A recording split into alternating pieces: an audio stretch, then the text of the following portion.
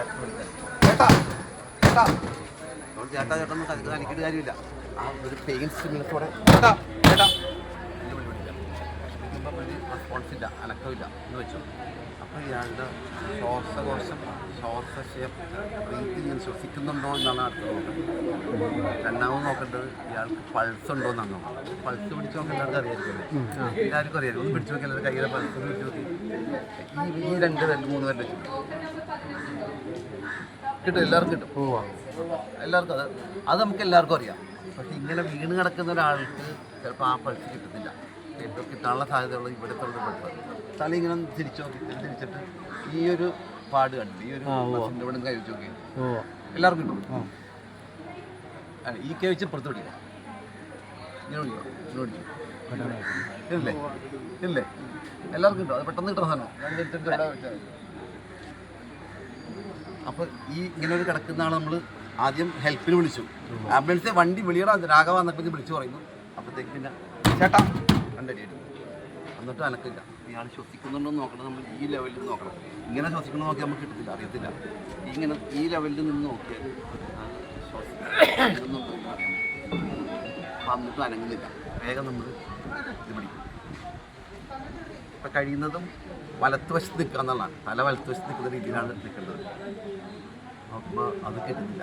അപ്പോൾ നമ്മളിനി അത് കിട്ടുന്നില്ല എന്നുള്ളത് ഇപ്പോൾ ഭയങ്കര ടെക്നിക്കലായിട്ടൊന്നും ആൾക്കാരൊന്നും അല്ല നമ്മൾ. അപ്പോൾ ഇത് ഉണ്ടെന്ന് പെട്ടെന്ന് കിട്ടും, ഉണ്ടെങ്കിൽ പെട്ടെന്ന് കിട്ടും. സ്ഥലമാണ് പ്രധാനം. അപ്പോൾ എല്ലാവരും ആ സ്ഥലം മനസ്സിലാക്കി വെക്കണം. ഇങ്ങനെ തിരിക്കുമ്പോൾ ഈ ഒരു മസിലിൻ്റെ മുമ്പിലുള്ള ഈ വശം അപ്പം കിട്ടും. എന്നിട്ട് കിട്ടുന്നില്ല. അപ്പോഴാണ് നമ്മൾ CPR, ഈ കാർഡിയോ പൾമണറി റെസിസ്റ്റേഷൻ. ഹാർട്ട് എവിടെയാണെന്നറിയാമോ എല്ലാവർക്കും? നമ്മുടെ ഹാർട്ടിൽ എല്ലാവർക്കും അറിയില്ല, ഇടത്തുവശത്താണ്. ഇടത്തുവശത്ത് കൃത്യമായിട്ട് ഇടത്തുവശത്ത് അല്ലെങ്കിലും നടുഭാഗത്തു നിന്ന് ഒരു ഇത്തിരി ഇടത്തുവശത്തേക്ക് മാറിയിട്ടാണ് അവിടെയാണ് എടുക്കുന്നത്. അപ്പോൾ നമ്മൾ ഉള്ളിൽ അങ്ങനെയാണെങ്കിലും പുറത്ത് നമ്മൾ നോക്കുമ്പോൾ ഈ ഇടത്തുവശത്തെ നിപ്പിള്, മുലക്കണ്ണ് നിപ്പിള്, അതിൻ്റെ കൂമ്പെന്ന് പറയില്ല നമ്മൾ കിടക്കുമ്പോൾ നമുക്ക് കാണാൻ കൂമ്പിൻ്റെ ഇടയിലുള്ള ഈ വശമാണ് നമ്മൾ ഇതിന് ഉപയോഗിക്കുന്നത്. അതിൻ്റെ അടിയിലാണ് ഹാർട്ട് ഇരിക്കുന്നത്. അപ്പോൾ ഹാർട്ട് ഈ നെഞ്ചും കൂടിൻ്റെ ഉള്ളിൽ വളരെ സുരക്ഷിതമായി വെച്ചിരിക്കുന്നത്. CPR കൊണ്ട് ഉദ്ദേശിക്കുന്നത് ഈ നെഞ്ചും കൂടിനെ നമ്മൾ അമർത്തിയിട്ട് ഈ ഹാർട്ടിന്മേൽ മുട്ടിയിട്ട് ഹാർട്ട് ചെയ്യാൻ തുടങ്ങണം, അല്ലെങ്കിൽ ഹാർട്ടിൻ്റെ ഇടിപ്പ് തുടങ്ങണം. അതാണ് നമ്മൾ ചെയ്യാൻ ഉദ്ദേശിക്കുന്നത്. അപ്പോൾ ഇതിൻ്റെ ഇടയിൽ കൈ നമ്മൾ വെക്കാം. കൈ വെക്കാൻ എങ്ങനെ വെക്കും? നമ്മൾ വലത്തേ കൈയാണെങ്കിൽ, വലത്ത് കൈ ഉപയോഗിക്കുന്ന ഒരാളാണെങ്കിൽ വലത്ത് കൈയാണ് ഏറ്റവും വലത്ത് കൈയുടെ ഈ ഭാഗം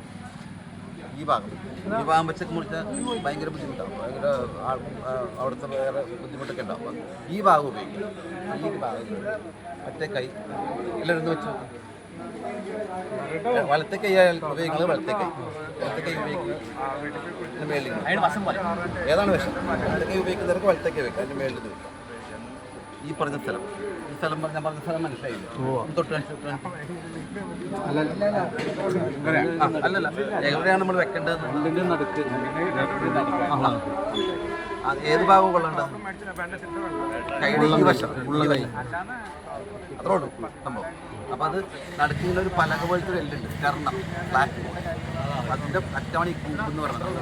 നമ്മൾ നാടൻ ഭാഷയിൽ കൂമ്പ്. ഇതിൻ്റെ ഇടയിൽ ഇടത്ത് വശത്തുള്ള വശത്താണ് വലത്തേക്ക്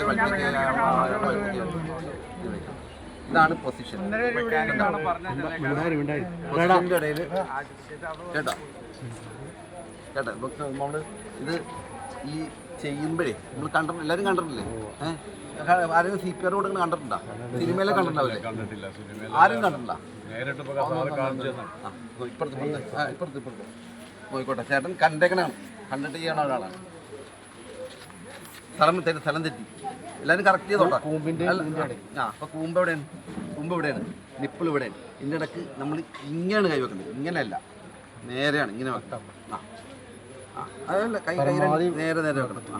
ചെയ്തു. പരമാവധി ഇത് വെച്ചിട്ട് സെക്കൻഡ്. ശരി, ഒരുവിധം കറക്റ്റാണ് ചെയ്തത്.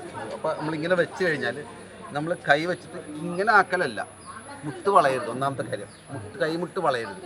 കൈമുട്ട് നേരെ തന്നെ ഇരിക്കും.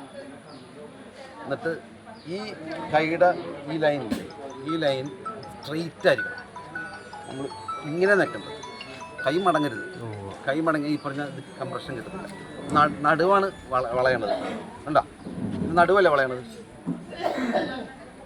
അങ്ങനെ നിൽക്കേണ്ടത്. അല്ലാണ്ട് നമ്മൾ എങ്ങനെയെങ്കിലും പിടിച്ച് നിൽക്കുന്നതുകൊണ്ട് രണ്ടിടി അടിച്ചുകൊണ്ടൊന്നും കാര്യമില്ല.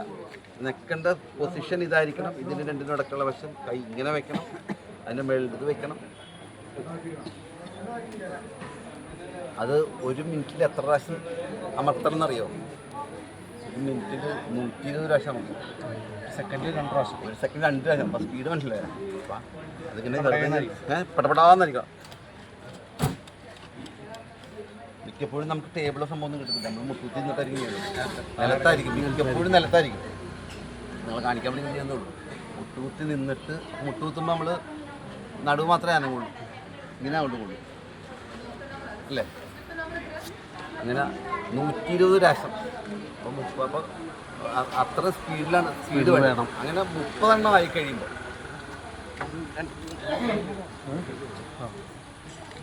30 എണ്ണം ആയി കഴിയുമ്പോൾ ഉറക്കെ എണ്ണണം. ഒന്നും കൂടെ നിൽക്കുന്ന ആൾ എണ്ണുക, അല്ലെങ്കിൽ ഇയാൾക്ക് എണ്ണാൻ പറ്റത്തില്ല. എന്തായാലും കൂടെ നിൽക്കുന്ന ആൾ എണ്ണിക്കണം. 30 ആകുമ്പോൾ അടുത്ത അത് 30 എണ്ണം. 30 എണ്ണം കഴിയുമ്പോഴാണ് നമ്മൾ വായിൽ ശ്വാസം കൊടുക്കണം. 2 പ്രാവശ്യം ശ്വാസം ഊതി കൊടുക്കണം. അപ്പോൾ എപ്പോഴും ഒരാളെ കൂട്ടത്തിൽ വിളിക്കുന്നതല്ല, കൂടെ ഉള്ളതല്ല. അപ്പം ഞാനിത് ചെയ്യുമ്പോൾ എനിക്ക് ഇത് നമ്മൾ വിചാരിക്കേണ്ട നിസ്സാരമൊന്നുമില്ല. നല്ല പ്രശ്നം സംസാരിക്കുന്ന വ്യത്യാസമൊന്നുമല്ല. ഇത്ര സ്പീഡിൽ ചെയ്യാനായിട്ട് അത്ര ചെയ്യുമ്പോൾ എണ്ണത് തൊട്ടടുത്തുന്ന ആളെ ഇനി കൂടാ 4, 5, 6, 7, 8, 9, 10, 11, 12, 13, 14, 15, 16, 17, 18, 19, 20, 21, 22, 23, 24, 25, 26, 27, 28, 29, 30. ഇങ്ങനെ വെച്ചിട്ട് തല ഇങ്ങനെ വെച്ചിട്ട് ഇങ്ങനെ കൈ വെക്കണം. നേരിട്ട് ഇതാക്കാതിരിക്കാൻ പറ്റും.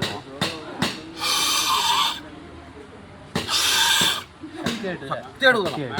അപ്പം ഇതിപ്പോൾ അത് നെഞ്ച് വിടർന്ന് വരും. നെഞ്ച് വിടർന്ന് വരുന്ന രീതിയിൽ ഊതണം. അപ്പം നമുക്ക് ഇവിടെ നോക്കി കാണാൻ പറ്റും. എന്നിട്ട് മാറി പിന്നെ അടുത്ത് 30 എണ്ണം പിന്നെ ചെയ്യണം. ശ്വാസം കൊടുക്കുന്ന സമയത്ത് ഇത് മാറിയിട്ടാണ് ചെയ്യണത്.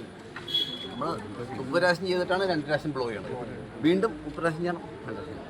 2 പ്രാവശ്യമൊക്കെ ആകുമ്പോഴത്തേക്കും നമ്മൾ കറയ്ക്കും. അപ്പോൾ ആള് മാറും. ഇയാളെ നമ്മൾ നിൽക്കണം. എത്ര നേരം വരെ? അല്ല എത്ര നേരം ചെയ്യണത്? ആംബുലൻസ് വന്ന് വണ്ടി കയറണവർ. അതിനകത്ത് നിർത്തണ പരിപാടിയില്ല. പോയടാ രക്ഷയിലാണെന്ന് ഇതില്ല, ചെയ്തുകൊണ്ടിരിക്കുക. ആൾക്ക് മെഡിക്കൽ സഹായം കിട്ടുന്നവരെയാണ്.